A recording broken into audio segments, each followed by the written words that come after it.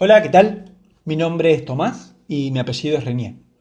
Yo soy adscripto en la cátedra de Teoría Social. Este es mi segundo año de adscripción. Cuando uno hace una adscripción, lo que se pretende, lo que se espera es que uno pueda hacer una experiencia docente, que uno pueda aprender sobre la práctica, sobre el labor docente, ¿sí? Y que al mismo tiempo uno pueda, de alguna manera, adquirir un determinado nivel de profundidad respecto de los temas que se dan en alguna asignatura de alguna facultad. Marco esto de alguna facultad y alguna asignatura porque uno podría, por ejemplo, con el título universitario, el título de grado, hacer una adscripción, por ejemplo, en aquellas carreras que tengan alguna afinidad con el título que uno tiene. Por ejemplo, comunicación social, ciencias políticas, trabajo social, ¿no? Uno podría migrar hacia otra carrera a hacer una adscripción. O bien, de otras carreras podrían venir a la cátedra a alguna cátedra, digamos, siempre y cuando esté dentro de sus incumbencias. Dentro de las obligaciones que tiene la adscripción está el de dar al menos dos clases para poder cumplimentar esa adscripción. Bueno, sucedió que la pandemia. Entonces se nos ocurrió la posibilidad de grabar un video sobre un tema, sobre un texto que está dentro de la bibliografía obligatoria de la materia.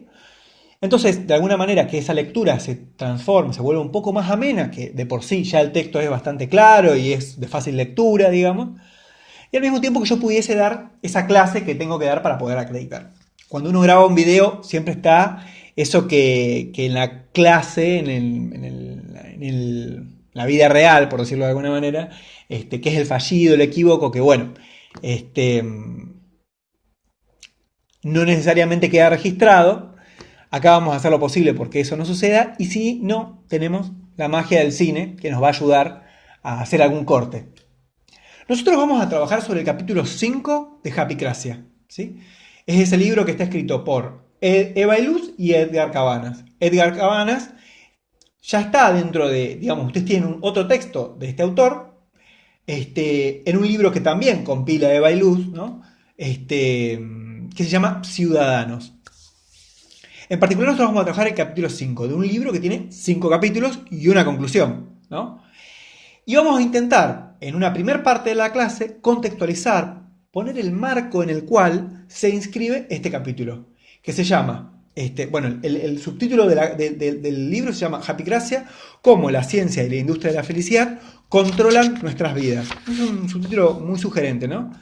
Y por otro lado, el capítulo 5 es Ser feliz, la nueva normalidad, ¿no? Para no entrar directo hacia el texto, ¿no? Nosotros vamos a hacer un pequeño rodeo sobre otro libro que también está dentro de lo que sería ese giro hacia la felicidad, este conjunto de estudios de diferentes disciplinas respecto al tema de la felicidad o al tema de los afectos, ¿no? Que es el libro La promesa de la felicidad de Sara Ahmed. Y en particular nos vamos a centrar en la introducción. Entonces, esta primera parte de la clase va a ser como una contextualización. Y una segunda parte de la clase vamos a tratar de charlar específicamente sobre ese capítulo, el capítulo 5 del libro Japicracia. En esta introducción del libro que yo les comentaba, de Sara Ahmed, bueno, que ella pertenece, digamos, a la sociología, a los estudios culturales, nació en Inglaterra y se fue a vivir a Australia, ¿no? Y desde allí ha escrito, tiene una gran producción, digamos, sobre el tema de las emociones, sobre los estudios de género, los estudios de las migraciones, ¿no? Sobre lo que sería la temática queer, ¿no?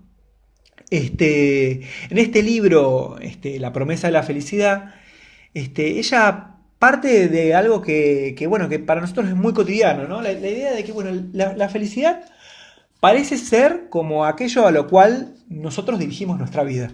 Nuestro proyecto de vida, aquello hacia lo que nosotros la apuntamos, parece ser siempre la felicidad. Hay como una especie de acuerdo general en que el motor de la vida humana es la búsqueda de la felicidad, ¿no? Es decir, que lo que ella dice es que sobre la felicidad hay algo así como un consenso. ¿no? Pero ese consenso de que es la felicidad es un consenso, es que hay un acuerdo de que la felicidad es hacia lo que vamos a apuntar. Es decir, que hay un consenso también sobre la felicidad, ¿no? Es el consenso del consenso, dice ella, ¿no?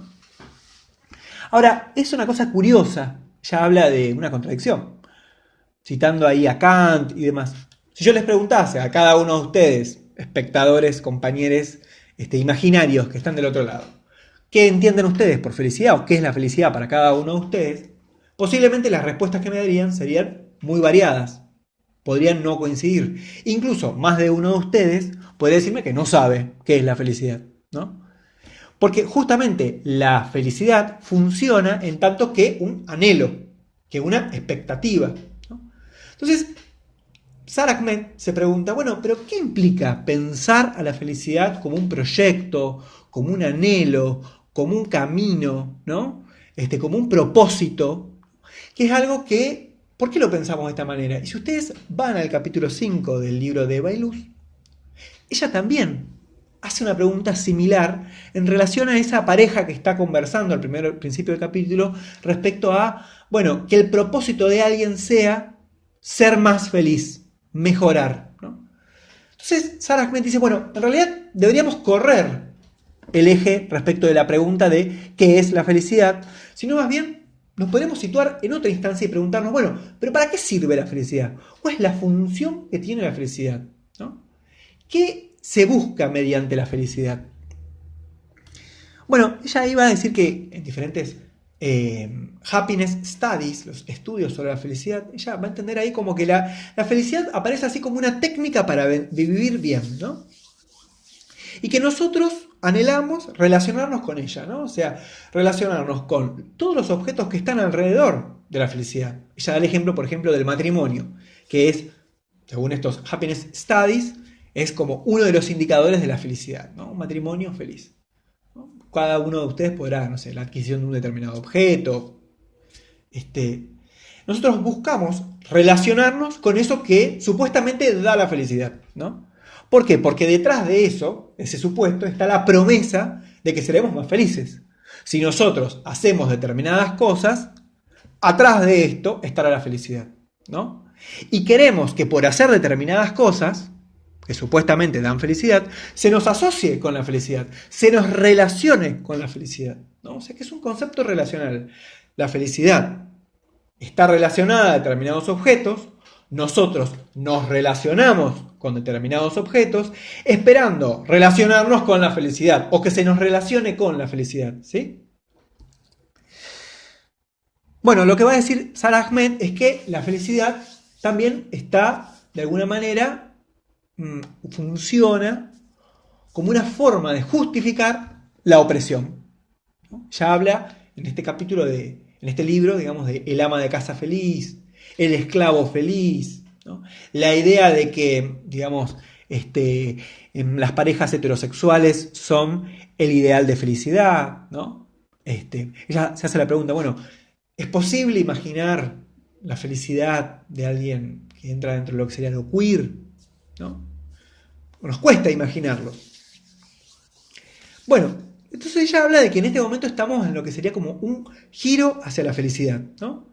En un conjunto de estudios, ¿no? Que van desde lo que serían las culturas terapéuticas, ¿no? Que esto ustedes también lo tienen en ese texto de Vanina Papalini dentro de la materia, las culturas terapéuticas, los libros de autoayuda, que Vanina Papalini habla de la literatura de consejos, ¿no? Es decir, ese conjunto de insumos culturales que van a aconsejar, que van a guiar, que van a orientar el camino hacia eso que no sabemos muy bien, qué es la felicidad, ¿no? De hecho, esto que te digo, ¿no? Lo que Sarah Ahmed ubica acá y que también está muy presente en todo el libro de Happy Gracia, es como detrás de esta promesa, de esta expectativa de la felicidad, hay lo que llama una industria de la felicidad, ¿sí? Es decir, un repertorio muy grande de editoriales, de coaches, de gurúes, de gente, digamos, produciendo material sobre los modos de ser feliz, ¿no? Paréntesis. Hay un libro que publica también Eva Iluz, que se llama Erotismo de autoayuda, ¿no? Donde ella ahí aborda cómo en estos tiempos donde, bueno, vivimos un momento de muchísima incertidumbre, un poco la incertidumbre es la forma de vivir en el neoliberalismo, ¿no?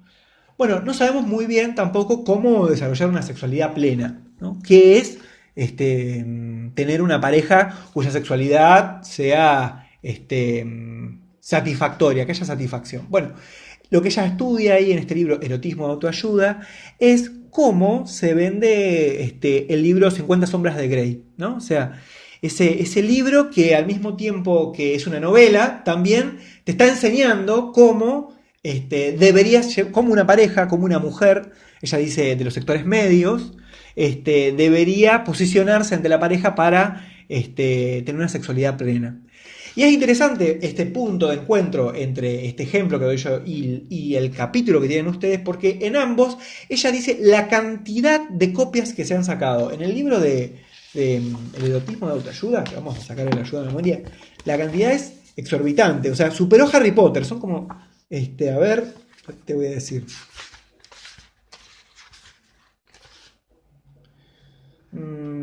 ¿Es un bestseller? Bueno, no importa, pero quiero decir, son muchísimas, muchísimas copias. O sea, detrás, uy, se cayó. Detrás de esta forma, digamos, de guiarnos respecto a qué es lo que da felicidad, ¿no? Hay una gran industria. Entonces, ella en el capítulo que tienen ustedes comienza con una autobiografía, ¿no? También nosotros estamos atravesando procesos de autobiografización de la sociedad, ¿no? La gran cantidad de publicaciones sobre la propia intimidad, ¿no? La exposición de la intimidad, ¿no? La forma de narrar, escribir la interioridad, ¿no? Y hacerlo público, ¿no? O sea, como algo de lo privado que está como horadado de alguna manera, y eso se ha vuelto público. Entonces podemos publicar un libro que se va a recontravender, como espiar de forma, digamos, legal por la mirilla editorial a la intimidad de una pareja, ¿no? O sea, cómo una pareja vive su sexualidad y la podemos ver, ¿no? Y al mismo tiempo que vemos, tiene un carácter de producción de una determinada forma de vivir la sexualidad. Volviendo, ¿no? Entonces, esto estaba dicho para decir que venía Industria de la Felicidad y que hay un montón de escritos sobre que guían, que constituyen el camino hacia esa felicidad o hacia eso que en algún momento nos daría felicidad, ¿no? Pero no solamente está dada para medir o para orientar ese camino, sino que también la felicidad, digamos, se ha vuelto un indicador, dice ella, para poder medir, por ejemplo, la felicidad de un Estado, ¿no? Ella da el ejemplo de Bangladesh, ¿no? O sea, ustedes saben, Bangladesh es un país muy, muy pobre, digamos, y sin embargo aparece como uno de los países con mayor producto de felicidad interna, ¿no? O sea, bueno, ¿por qué es noticia esto? ¿Por qué nosotros nos enteramos? Y bueno, porque contrasta contra lo que nosotros podemos pensar, que un lugar en el cual las condiciones materiales de existencia son muy bajas, justo tiene una gran... La población vive de una forma muy feliz, ¿no? ¡Qué contradicción! Bueno, porque lo que la ciencia de la felicidad, la economía de la felicidad, viene a intentar, digamos, desarmar, es la idea de que a más dinero, a más cantidad de riqueza, ¿no? Se es más feliz, ¿no? O sea, se podría encontrar la felicidad no teniendo dinero. Esto es lo que dicen. Bueno, pero no solamente es una forma de medir la felicidad de un Estado, sino el desempeño de un buen gobierno, ¿no? Cada vez en las promesas de campaña la palabra de la felicidad se utiliza más, ¿no? Y la forma de medir si hay un buen gobierno, una buena gestión de la población, ¿sí? Se va a dar mediante la pregunta de, bueno, ¿cuánta felicidad tiene la población? ¿No? ¿Cuánta felicidad? Los ciudadanos, ¿cuán felices son? ¿No? Entonces, no solamente es una especie de forma de medir el Estado, sino la gestión de ese Estado. Y esto ha dado, así como hablábamos de la industria de la felicidad, que se empiezan a desarrollar de forma pujante un montón de estudios sobre la felicidad, ¿no? Lo que se llaman happiness studies, ¿no? Que van desde la arquitectura, ¿no? Específicamente la psicología, y ahora vamos a charlar respecto de eso, pero también la sociología, las ciencias políticas, la economía, ¿no? Entonces lo que podemos decir es, la felicidad, ¿no? Es el consenso, hay un consenso de que la felicidad es aquello a lo que todos apuntamos, ¿no? Hay un acuerdo, pero también hay un consenso de que no sabemos muy bien qué es la felicidad, pero que sin embargo vamos a poder reemplazar ese concepto por otro concepto, ¿sí? Entonces ella ahí cita a Durkheim, ¿no? Es algo muy interesante porque ustedes también lo tienen. Ella dice, bueno, ¿es cierto que a medida hay un progreso, los individuos son más felices? ¿Es cierto efectivamente que es posible medir el progreso de una sociedad en función de la felicidad individual de cada uno de sus habitantes? Bueno, lo que estas ciencias de la felicidad van a empezar a decir, y que esto está muy en claro en el capítulo que ustedes tienen que leer, que vamos a ir ya más en profundidad, es que la felicidad es buena, ¿no? La felicidad es buena y la felicidad está ahí afuera, digamos. O sea, es posible, y esto es muy importante, digamos, científicamente medirla, ¿no? Es decir, uno puede abordarla de forma objetiva mediante la ciencia, ¿sí? Es posible medirla, es posible ir ahí hasta a estudiarla, ¿no? Pero lo interesante es que por más que se producen instrumentos, como por ejemplo, ella cita ahí el hedonímetro, ¿no? Lo interesante es que eso que está ahí afuera, en realidad, como busca preguntar por las emociones, por los sentimientos, en realidad lo que es la felicidad está ahí adentro, ¿no? Es decir, hay como una especie de mirada sobre el interior de cada uno de los individuos, ¿no? Buscando de alguna manera medir esos sentimientos, esas sensaciones, ¿no? Acá estoy usando un poco indistintamente estos conceptos que podrían diferenciarse, pero porque no van al caso, pero sí que hay una diferenciación. Pero bueno, lo que la psicología digamos, la psicología positiva y la ciencia de la felicidad le va a dar un gran lugar es al autoinforme, ¿no? Es a la posibilidad que tiene el individuo de conocerse a sí mismo y de responder a la pregunta de ¿soy feliz o no soy feliz? ¿Sí?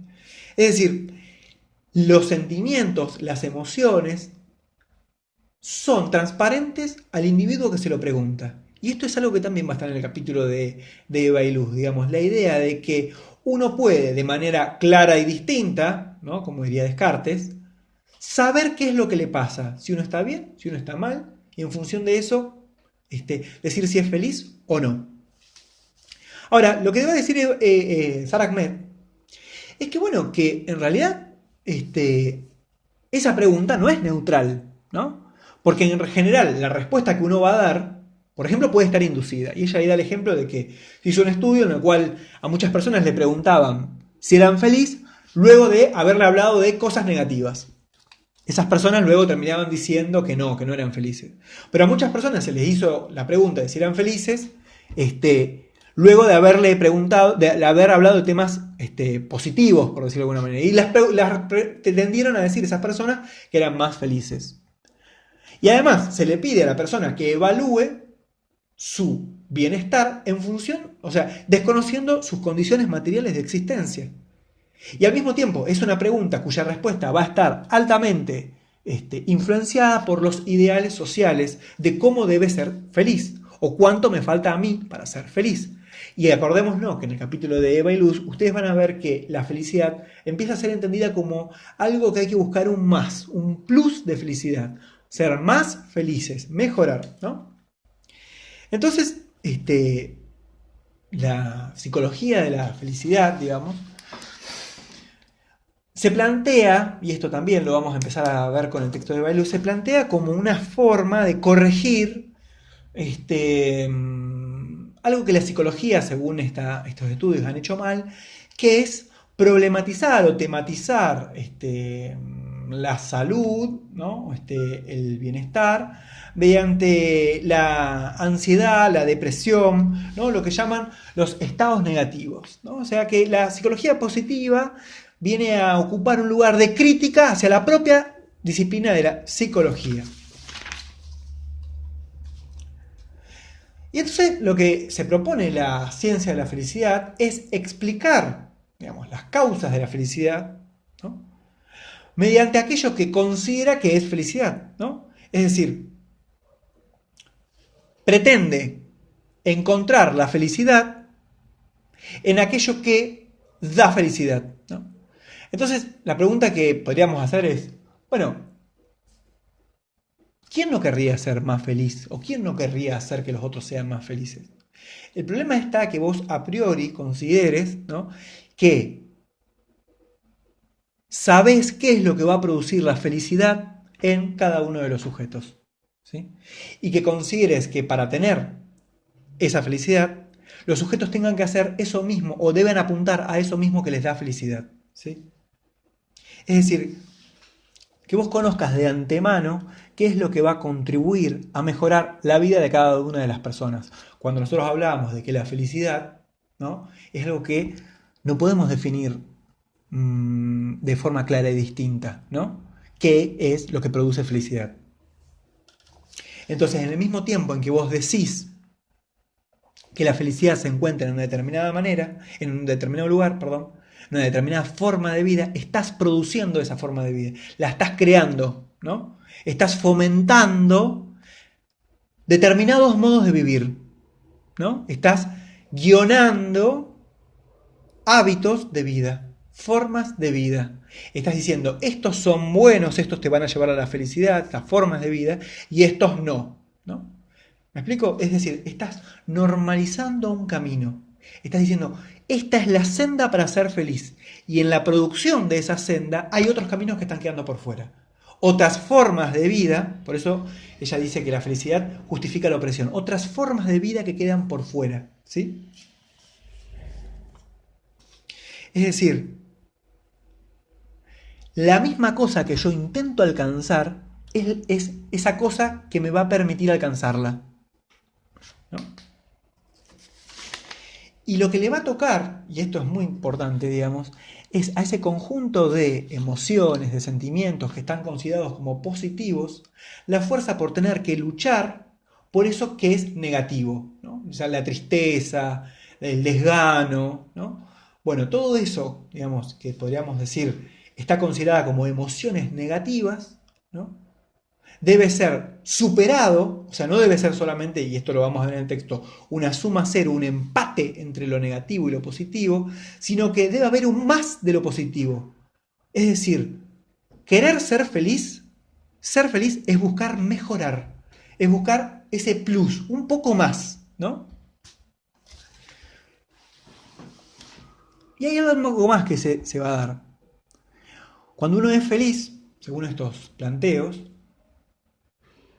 también, de alguna manera, esa felicidad permite que uno deje de pensar en uno mismo, ¿no? Y cuando uno es feliz y deja de pensar en uno mismo, se vuelve más altruista, empieza a pensar en los otros. Entonces, de alguna manera, cuando uno es feliz, ¿no?, también fomenta la felicidad de los otros. Entonces, este tipo de estudios lo que hacen es, de alguna manera, mmm, responsabilizar al individuo por su propia felicidad y también responsabilizarlo por la felicidad de los otros. Esto que Sarah Ahmed Eva Illouz va a trabajar como la cuestión de que uno es mejor persona si es feliz, ¿no? Va a ser una mejor persona si es feliz. Entonces, lo que uno podría preguntarse respecto de esto es, bueno, si no hay caminos, si no hay formas de vida que están como privilegiadas, que se adaptan mejor a digamos, a esos caminos sugeridos, ¿no? Si existe algo así como una exclusión de determinadas formas de existencia que no son aquellas que son promovidas por la ciencia de la felicidad. Una de las cosas que van a trabajar Eva Illouz y Sarah Ahmed precisamente es la pregunta por qué se fomenta tanto esta psicología positiva. Y cuando digo que se fomenta tanto es la cantidad de plata que hay puesta para que ellos desarrollen sus estudios. Vamos a ver un poco algunos de los inversores que están detrás de este proyecto de la psicología positiva. Tengo una misión, declaró Martin Seligman un año antes de presentarse a las elecciones para presidente de la Asociación Estadounidense de Psicología, la asociación científica y profesional de psicólogos más importante de Estados Unidos, con 115.700 afiliados. En su búsqueda por alejarse de la psicología tradicional y negativa, Seligman buscaba encontrar un enfoque psicológico sobre la naturaleza humana que pudiera rejuvenecer la psicología.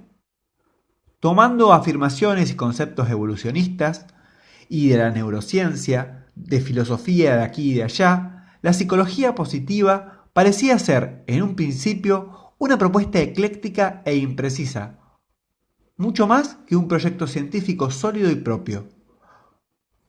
Una ciencia que tenía como principal tarea entender qué es lo que hace que la vida sea digna de ser vivida y que buscaba brindar pautas para la buena vida. Una vez que fue elegido presidente de la Asociación Estadounidense de Psicología, los cheques comenzaron a aparecer, desde fundaciones anónimas con las que solo les interesaban los ganadores. Le pedían que explique en 10 minutos o en un máximo de 3 páginas en qué consistía su proyecto. Ese mismo mes recibió un cheque por $1,500,000. Para el año 2002, la psicología positiva se había constituido en un imperio que contaba con $37 millones en financiamiento. En pocos años, la psicología positiva creó una amplísima red institucional a escala global, valiéndose de programas doctorales, másters, premios, becas y cursos de especialización en psicología positiva aplicada, congresos y conferencias internacionales, manuales, libros de divulgación y monografías, páginas web, etc. En el 2001, la formación religiosa y conservadora, una de ellas, quise decir, les dio $2.2 millones para que crearan el Centro de Psicología Positiva en la Universidad de Pensilvania, para conocer las técnicas de sanación mental, la literatura de autoayuda, el poder del pensamiento y el estudio de cómo los individuos pueden controlar su mente y dominar sus circunstancias adaptándose al mundo a su voluntad. En el año 2009, esta misma fundación les dio un cheque por $5.8 millones. Asimismo, otras entidades grandes y pequeñas, públicas como privadas, también donaron dinero. Por ejemplo, Robert Wood Johnson Foundation financió a Martin y su equipo en el 2008 con $3.7 millones. Otros institutos, como el Instituto Nacional de Medicina Complementaria y Alternativa, suministró fondos de investigación en psicología positiva sobre los efectos del bienestar, la satisfacción vital y la felicidad en la salud y en la prevención de enfermedades mentales. Multinacionales como la Coca-Cola también invirtieron en psicología positiva con el fin de encontrar métodos más baratos y eficientes de incrementar la productividad, reducir el estrés en el trabajo y promover el compromiso de los empleados con la cultura de la empresa. A su vez, se destinaron $145 millones para aplicar la psicología positiva en el ejército norteamericano, buscando crear soldados indomables, resistentes física y psicológicamente.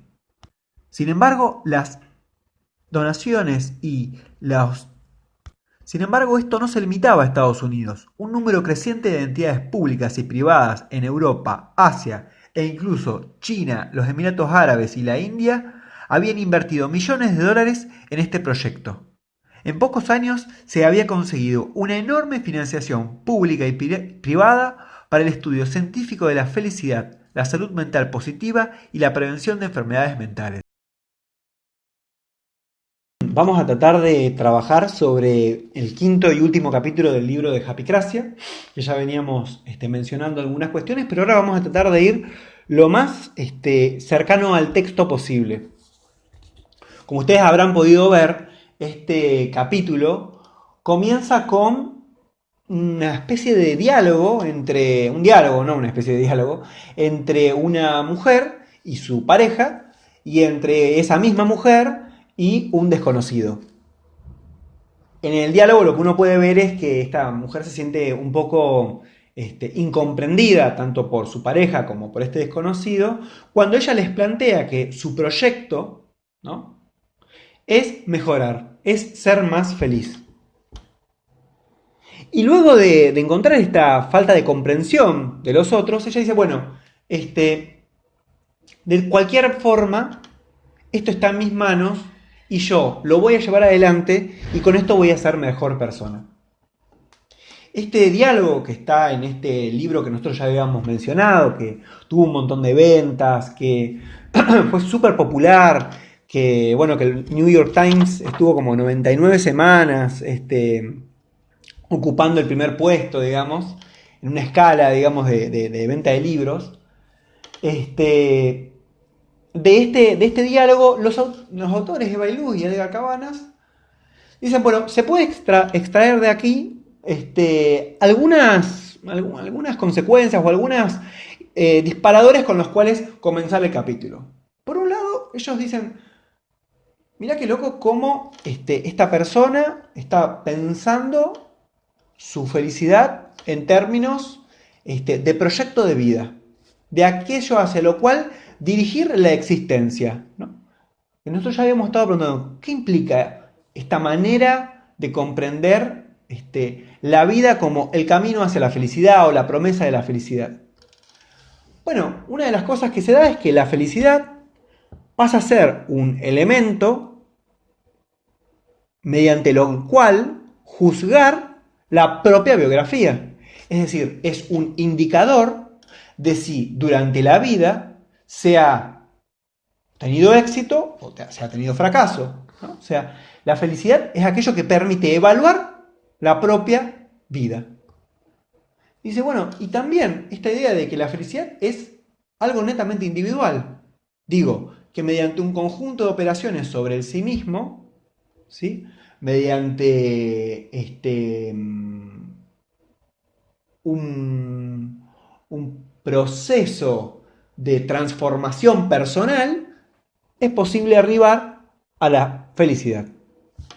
Dice, bueno, todo esto, de alguna manera, para que ella lo pueda sostener, para que digamos, este personaje lo pueda sostener, tiene que estar basado en un marco, o digamos, amparado en un marco científico, ¿no?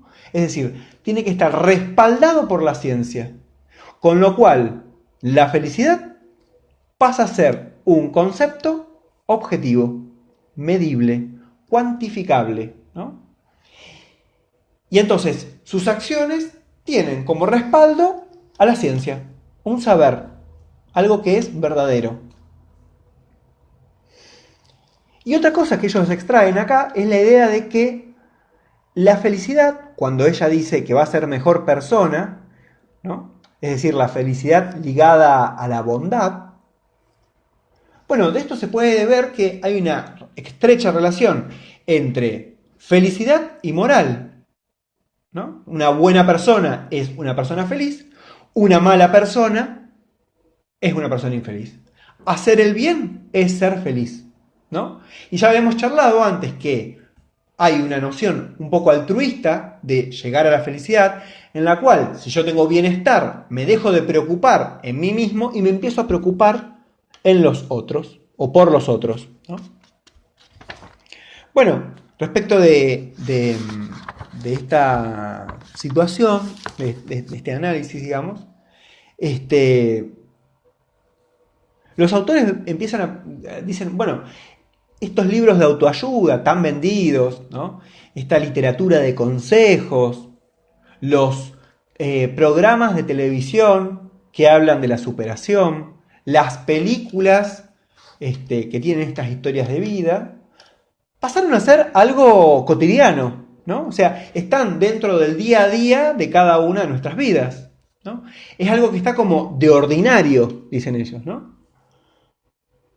Pero no solamente esto es así porque los psicólogos positivos se han puesto a hacer algo así como proselitismo, a hacer una apología de la vida feliz, difundiendo mediante todo un conjunto de materiales culturales, este concepto de felicidad. Sino que también lo que ocurre, dicen ellos, es que la noción de feliz e infeliz, esta dicotomía, ¿no? esta dualidad, viene a servir de relevo, viene a continuar, viene a tomar la posta, ¿no? De esas categorías que ordenaban el mundo social, ¿no? O que ordenan también el mundo social, que es lo funcional y lo disfuncional, ¿no? Lo saludable y lo enfermo, lo normal y lo patológico. Siguiendo esa serie, uno podría decir lo feliz y lo infeliz, ¿no? Y en ese mismo movimiento es como si el campo de lo que es susceptible de ser tomado como un proceso mórbido, lo que es enfermo, lo que es patológico, se amplía, ¿no? Entonces, una persona infeliz podría ser considerada alguien que tiene una salud mental incompleta. Ya vamos a ver un poco sobre esto. Más adelante en el libro dice, bueno, para poder llevar adelante estas conceptualizaciones, lo que autores como Fredrickson, que es uno que nombran como uno de los portavoces, digamos, del movimiento de la psicología positiva, lo que se propusieron fue redefinir al individuo medio. Es decir, para llevar adelante este proceso, esta empresa, por decirlo, fue necesario elevar el estándar de lo que define el correcto funcionamiento de los individuos, de los seres humanos y de lo social, ¿sí? Es decir, desde la óptica de la psicología positiva, no basta con que una persona no esté deprimida para que sea una persona saludable, ¿no? Sino que tiene que tener lo que ellos llaman un ratio positivo, un saldo positivo, ¿sí? Es decir, tiene que ir un poco más allá de su funcionamiento normal. Esa exigencia, esa tendencia a mejorar, es lo que define lo normal, ¿sí? Ese saldo positivo.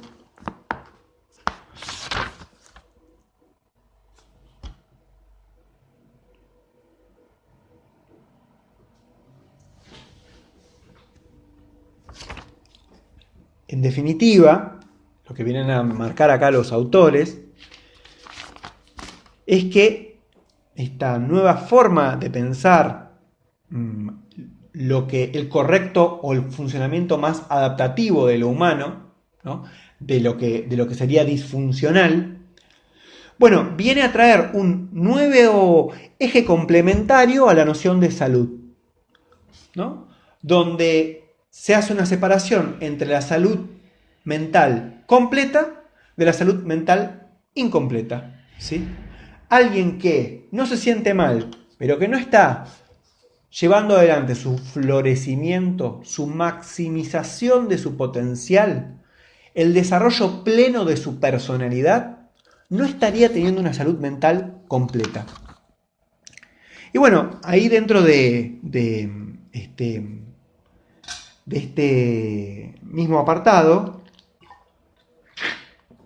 ellos van a decir, digamos, Eva Iluz y Edgar Cabanas, van a decir que parte de estas conceptualizaciones se ampara, se sostiene sobre una falaz distinción entre las emociones positivas y las emociones negativas, ¿no?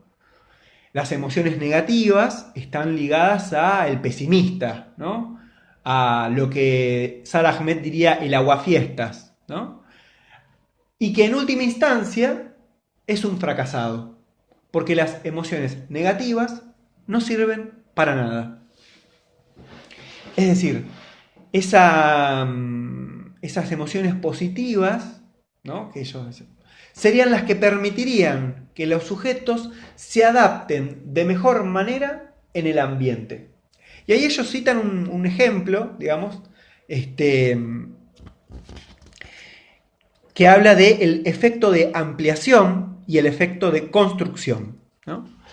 de alguna manera, quien piensa positivamente, quien estimula, digamos, esos sentimientos positivos, tiene la posibilidad de tener una mirada más amplia de su entorno, ¿sí? Y consiguientemente, de generar un conjunto de recursos personales con los cuales llevar adelante sus objetivos, ¿no?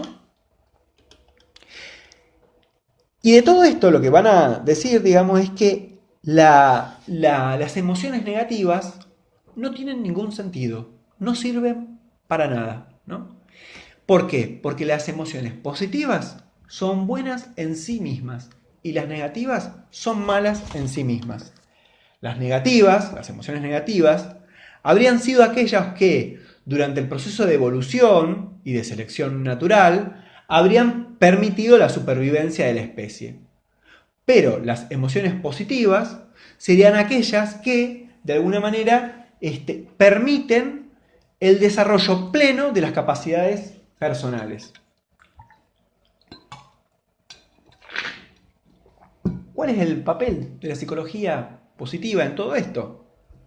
Bueno, la psicología positiva viene a ser esa disciplina, ese campo doctrinario, ¿sí? ese saber, esa práctica que mediante ejercicios, técnicas, recomendaciones, ¿no? Una serie de instrumentos van a permitir que la persona se desarrolle al máximo, lleve adelante ese ratio positivo que hablábamos hace un rato, ¿no? Maximice su potencial, suba el umbral, ¿no? Y a su vez,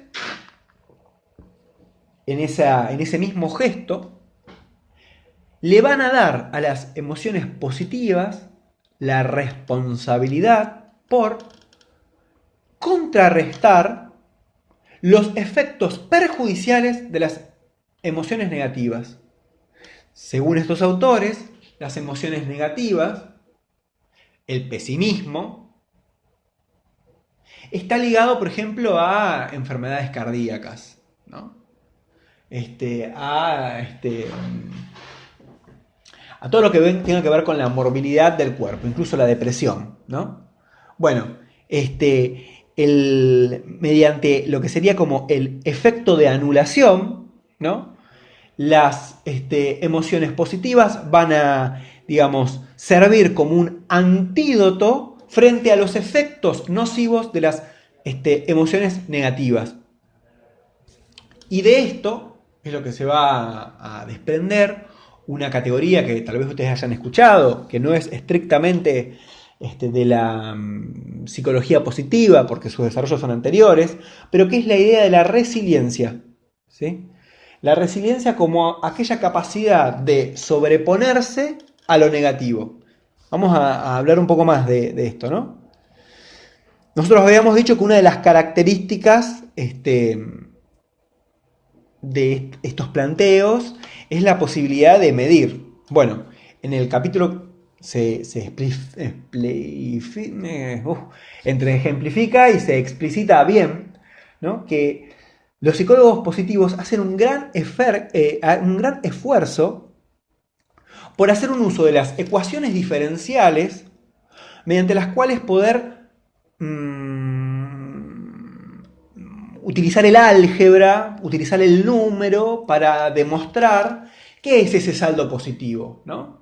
¿Por qué? Porque dicen que las emociones negativas son mucho más, están mucho más cargadas, son mucho más intensas, pero que las emociones positivas son más frecuentes. Entonces, por ejemplo, para que un matrimonio, que habíamos dicho antes que era uno de los indicadores de la felicidad, ¿no? Para que un matrimonio sea feliz, tiene que tener una determinada frecuencia, ¿no? de situaciones felices, ¿no? Tiene que tener un número de emociones positivas, ¿no? Y ese número de emociones positivas es hasta contable con números decimales, ¿no?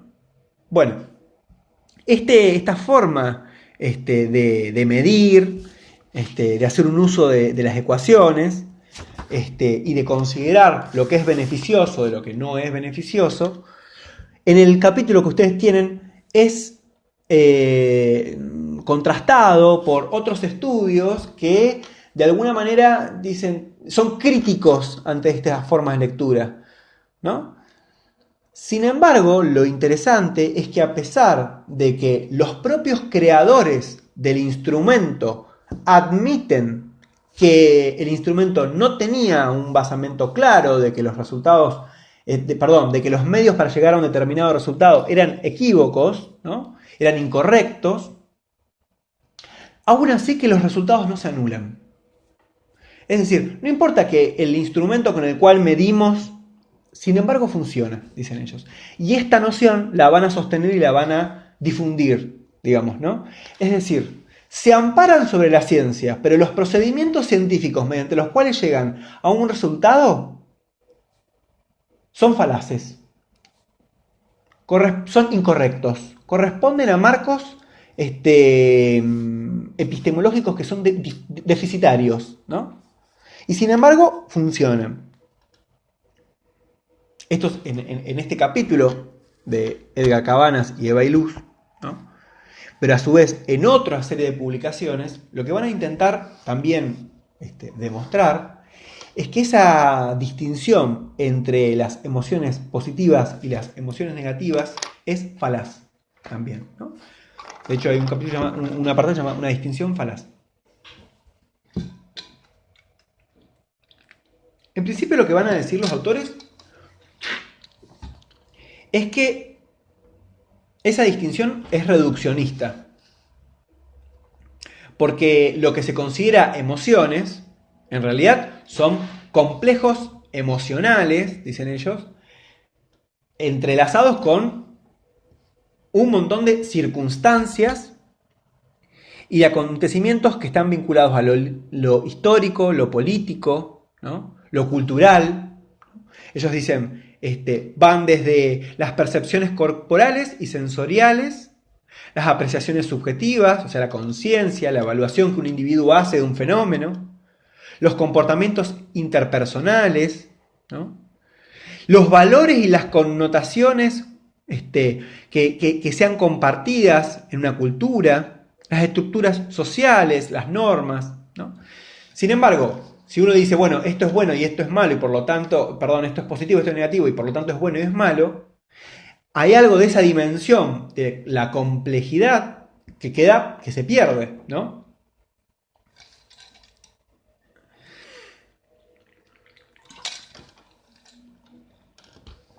¿Por qué? Porque las emociones, según Eva Illouz y Edgar Cabanas, no le pertenecen al individuo. No es el individuo el que construye las emociones, sino que las emociones, la forma de sentir, son el efecto de un marco cultural, de significados sociales, ¿no? Es decir, son más del grupo y del colectivo que del individuo. Por otro lado, lo que van a marcar Eva Illouz y Edgar Cabanas, y esto seguramente ustedes lo hayan visto en Freud también, es que la ambivalencia es parte intrínseca a los sentimientos, a los sentimientos y a las emociones. Sentir más de una emoción a la vez y que esas emociones incluso pueden estar contrapuestas. En el capítulo se da el ejemplo de, por ejemplo, cuando una persona que lleva mucho tiempo enferma fallece, ¿no? Y uno siente por un lado tristeza porque alguien ha muerto y al mismo tiempo alivio, ¿no? Porque, ¿no? Lo que quiero decir es, no es fácil, digamos, escindir una emoción de otra, ¿no?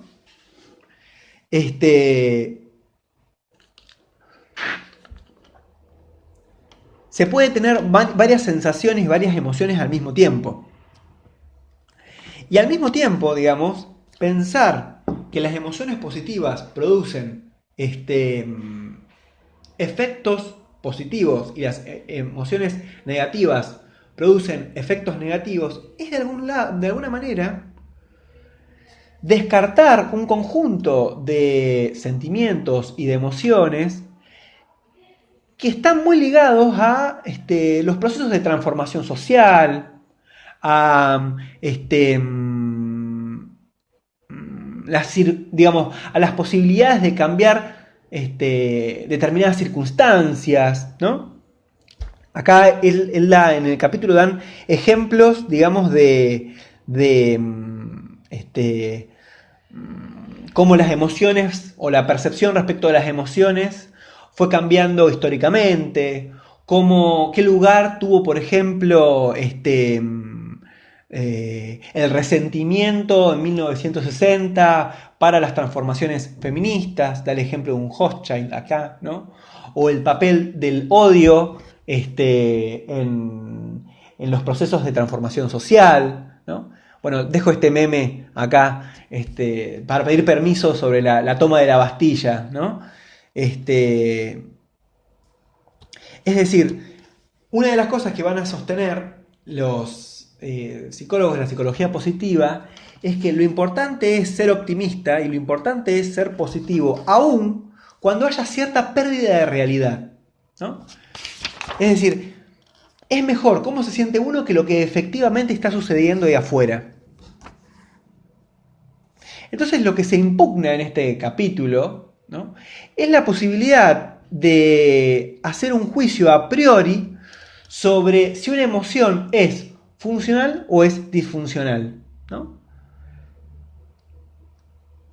Y de alguna manera es desconocer, o impugnan cómo esta psicología positiva desconoce el lugar que las emociones tienen en el marco de, por ejemplo, la libertad de expresión, el humor, las dinámicas que son tanto individuales como sociales y colectivas, ¿no?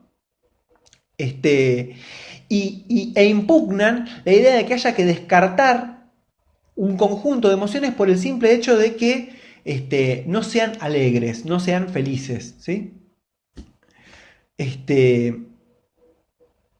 Lo que va a terminar diciendo, digamos, lo que van a terminar diciendo es que esta nueva jerarquía emocional que se propone desde la psicología positiva va a terminar identificando la salud, el éxito y lo positivo con las emociones positivas, ¿no?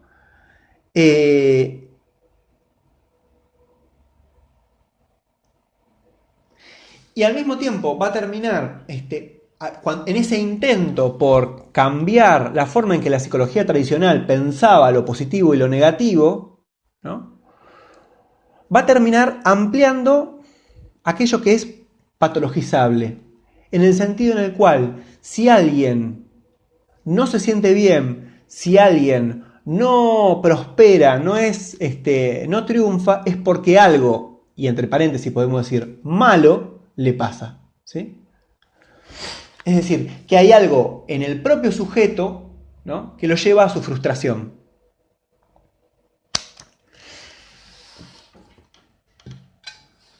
En este mismo capítulo también ellos van a traer un trabajo de Seligman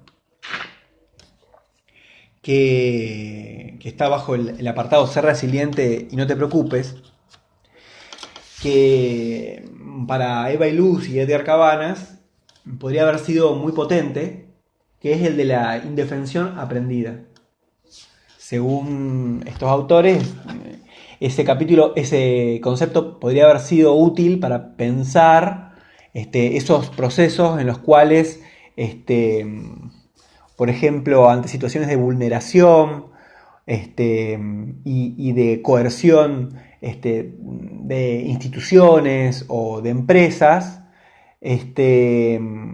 hay personas que cuando tienen un malestar o vamos a decir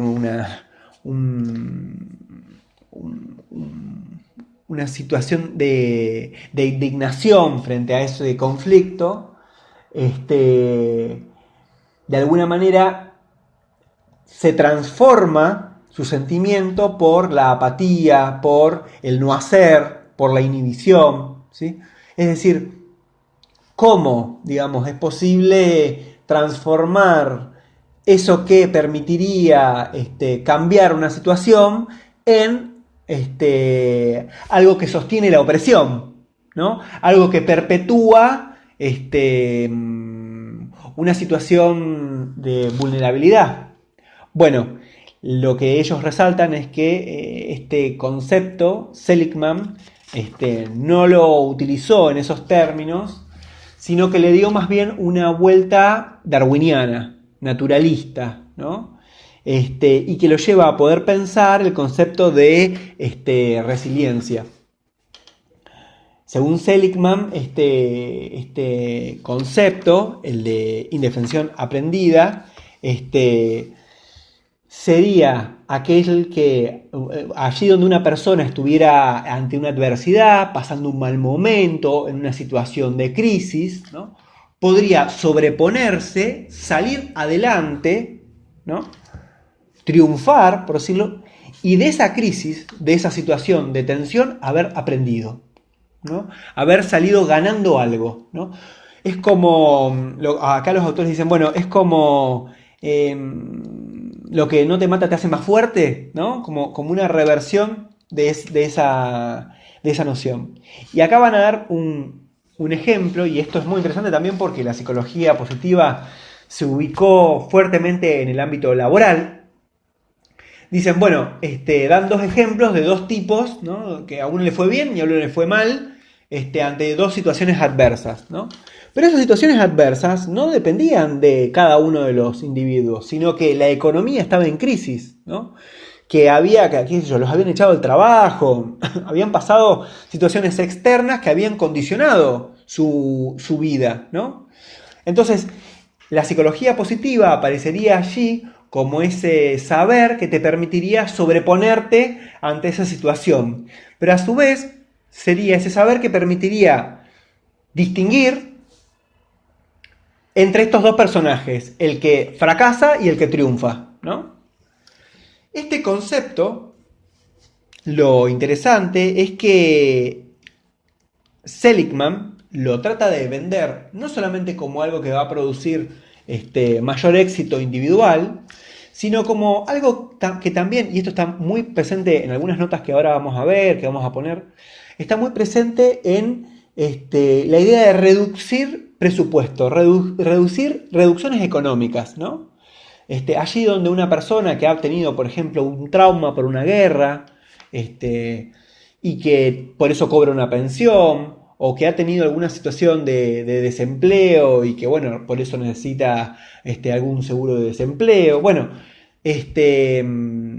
según esta perspectiva, según este decir digamos, del capo más capo de la psicología positiva, se le está quitando a esa persona lo grato, lo satisfactorio de haber podido él mismo superar esa situación de crisis, esa situación de adversidad, ¿no? De transformar sus circunstancias desfavorables, ¿no?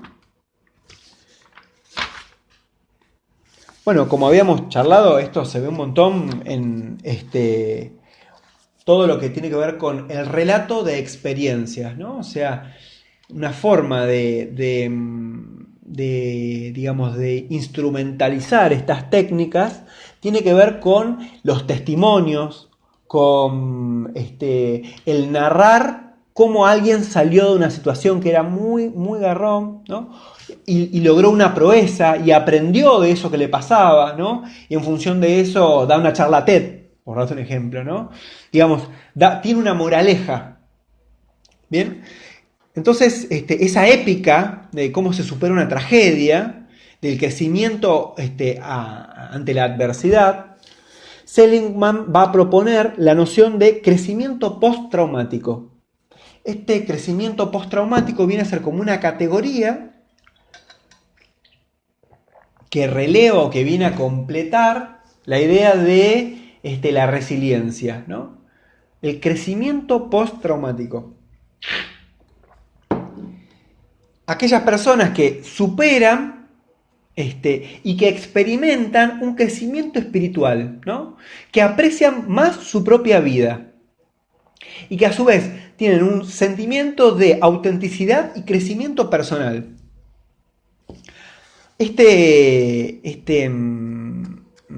fenómeno podría también ser considerado muchas veces como un efecto placebo, porque no es posible, o sea, ellos no dan cuenta, volvemos otra vez a la cuestión del marco epistemológico y la cuestión científica, ¿no?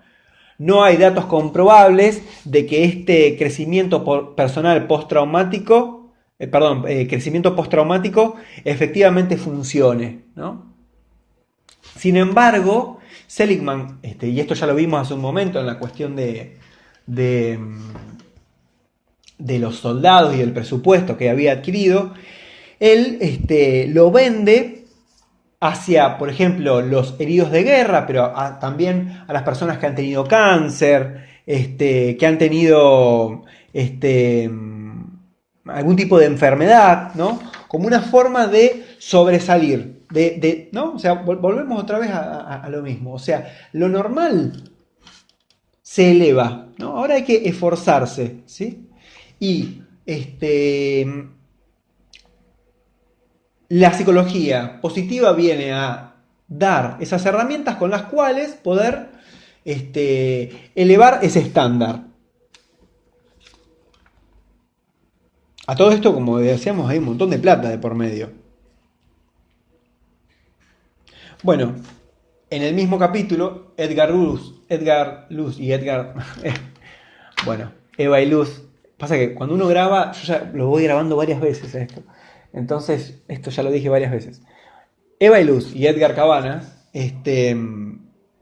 lo que señalan es que estas técnicas en realidad tienen a nivel metodológico un montón de errores, ¿no? Hay ausencia de grupos de control, no hay ensayos pilotos, y en este caso lo que ellos dicen es, bueno, también se toma muy a la ligera procesos traumáticos que pueden haber sentido soldados luego de que se los haya llevado a realizar esas terribles tareas que tienen que hacer, por ejemplo, en una guerra. Pero más allá de todo esto, una de las cosas que también ellos se preguntan es, bueno, ¿qué pasa con aquellos que no logran ser resilientes? ¿Qué pasa con aquellos que sufren por no haber podido sostener una actitud positiva? ¿No? ¿Qué pasa con los que no encajan dentro de el uso de la resiliencia? ¿No?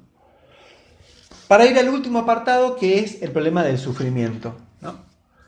Es decir, bajo estos parámetros de la psicología positiva, sufrir es algo inútil, ¿no?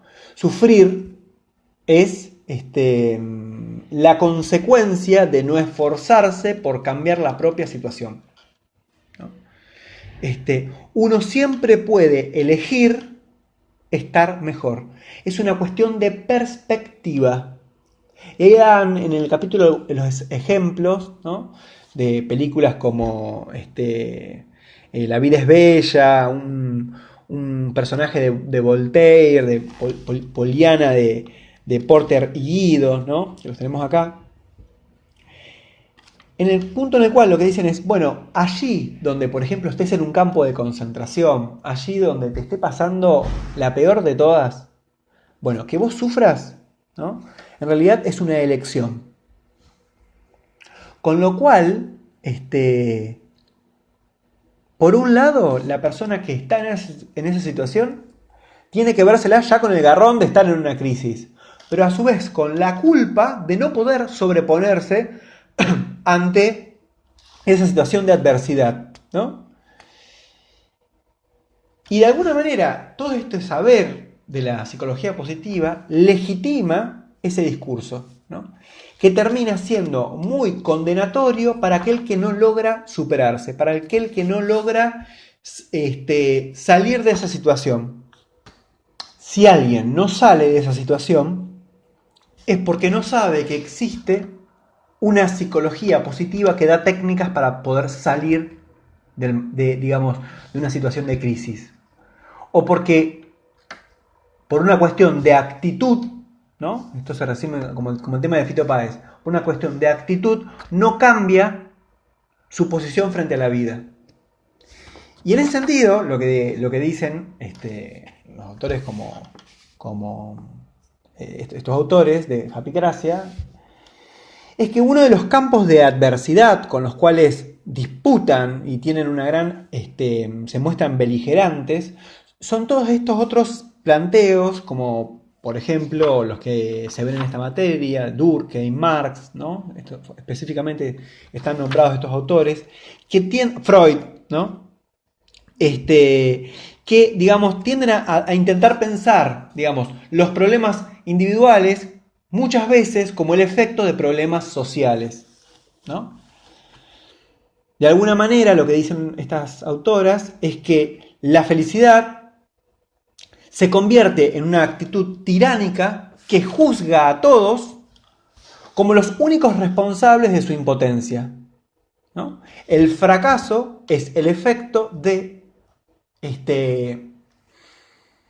una mala disposición individual y personal, ¿no? Y siempre se podría, no, digamos, el sufrimiento es una elección y siempre se podría estar en otra situación. Hasta aquí hemos visto el quinto capítulo del libro de Japicracia.